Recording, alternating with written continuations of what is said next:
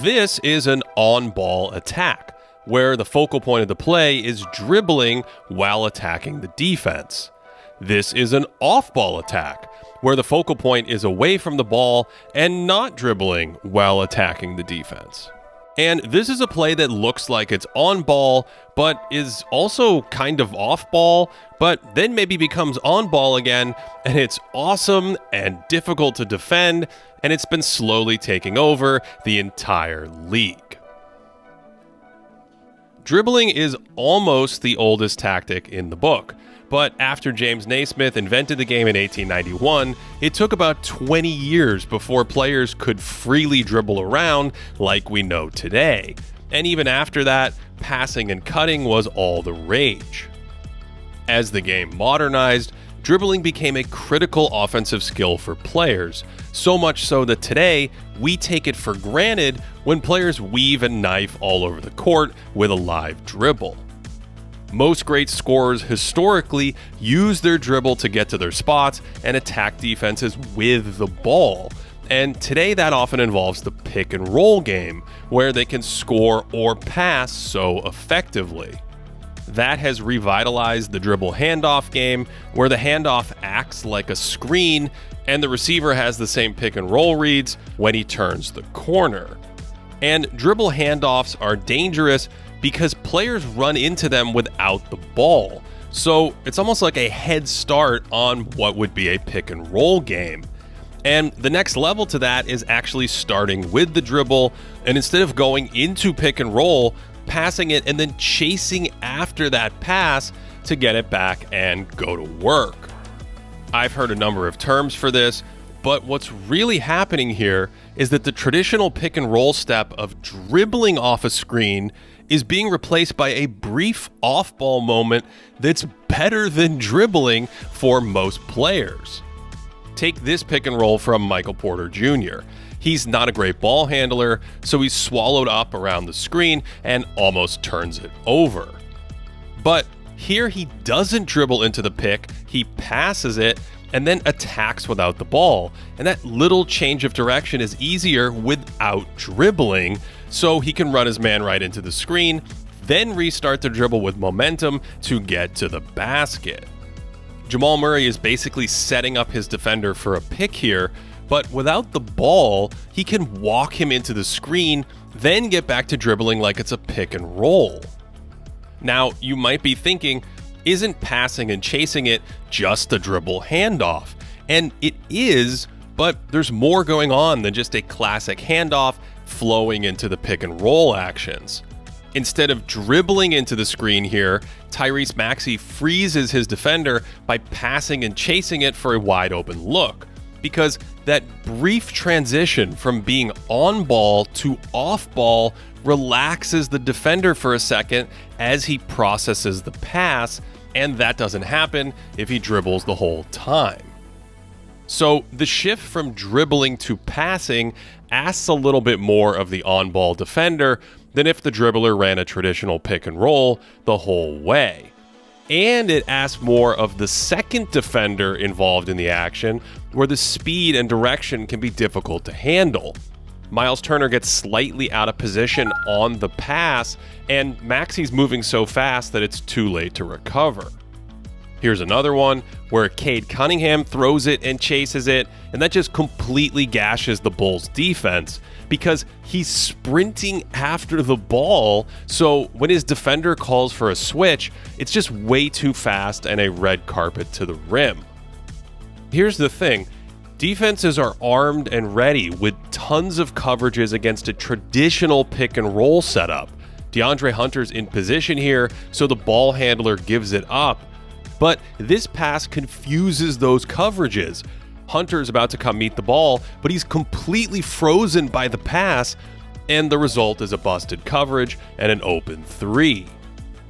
This throw it and chase it move can even Jedi mind trick defenders into leaving Steph Curry open, because when this is a pick and roll with Curry dribbling, every Kings defender knows to meet him at the screen and then to absolutely not leave him outside the three-point arc. But when he passes it to the screener instead, that defender has to briefly worry about the ball, and suddenly all that prep flies out the window. And that brings us back to this play, where Harrison Barnes is sagged way off Draymond Green, and when Curry passes it, Barnes starts thinking about Draymond dribbling. Or maybe he doesn't realize Kevin Huerter's disconnected from Curry. Either way, this doesn't happen if Steph dribbles the entire time and it turns into a layup. So in these situations, the second defender really needs to lock in like it's a pick and roll, and then the screener can just keep it and drive himself. This is yet another layer to pausing the dribble in a would-be pick and roll. You can't really trap the ball handler because the screener is the one who has the ball. In the normal pick and roll setup, the dribbler has to pass it to the roll man out of the trap, and that's not always easy. But because the pass and chase briefly moves the screener on ball, he already has possession and can just drive himself. So even though there's just a brief space without dribbling, this pass makes traditional traps nearly impossible because of that keep option. That second defender can't leave his man as easily, even on a play like this. If Jeff Green dribbles around this pick, the defender would move into his path. But he's thinking, I'm not leaving Jokic, and suddenly it's a layup. That means a skilled big man makes this play more dangerous than if he just set the pick and rolled to the rim. Basically, he's being given more responsibility to read the play and make the right decision. So the more skilled that big man is, the more difficult this entire thing is to guard. The Spurs used to love this version where a guard would throw it at Tim Duncan, cut right at him, and that was enough to lose the defender for a layup. They could also move Duncan to the low post and then chase the entry pass for a handoff and finish. And teams have been cutting at the post-up like this for years. The Lakers did it with Kareem Abdul-Jabbar, and Coach Alex Hannum loved it back in the 60s with Wilt Chamberlain handing it off. So these ideas have been around for decades, which makes sense because dribbling was much harder in the earlier days of the league. So manipulating defenders in the pick and roll with hesitation dribbles wasn't much of a thing. Instead, this pass and chase was blended into a game of handoffs and backdoor cuts. And it was even built into part of the legendary triangle offense, which was popularized by Phil Jackson during the Bulls championship years. Although that pass and chase wasn't interrupting a dribble or mimicking a pick and roll, whereas Mike D'Antoni's hurry-up offense had a built-in pass and chase option instead of dribbling around the screen every time. The whole league adopted that play after the success of those Suns teams, and we actually saw it a minute ago with Cade Cunningham. So the concept of passing and chasing it has been around for decades, starting as a way to attack without any dribbling, turning into a way to get into a dribble on the move, and ultimately evolving to pause the dribble in the middle of a pick and roll style attack. It can also be used to restart a dribble after the first attack stalls, rebooting the two-man game here for a little floater. So once the guard picks up the dribble, that big man serves as an outpost to continue taxing the original defender.